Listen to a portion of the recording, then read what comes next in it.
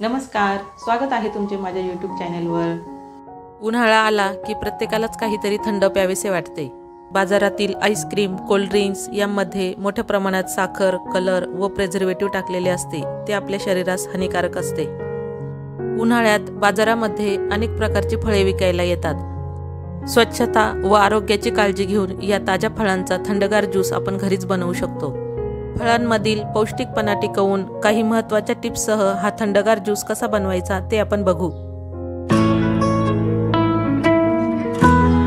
टरबूजाचा juice बनवण्यासाठी येथे मी टरबूजाचे बारीक तुकडे करून घेतलेले आहेत, त्यातील बिया काढून घेतलेल्या आहेत। त्याचप्रमाणे अर्धा चमचा सब्जाचे बी भिजत घातलेले आहे। सब्जाच्या बियांमध्ये ओमेगा फॅटी ॲसिड भरपूर प्रमाणात असल्यामुळे ते शरीराच्या हृदयाच्या आरोग्याला मदत करतात आणि शरीराची जळजळ कमी करतात। उन्हाळ्यात सब्जाच्या बियांचा आपल्या आहारात नेहमी समावेश करावा। आता या टरबूजाच्या फोडींचा मिक्सरला आपण ज्यूस करून घेऊ। ज्यूस करताना साखर किंवा पाण्याचा अजिबात वापर करायचा नाही। त्याचप्रमाणे फळांचा ज्यूस बनवताना लिंबू किंवा मिठाचा वापर करायचा नाही, त्यामुळे फळांमधील जीवनसत्वे नष्ट होतात।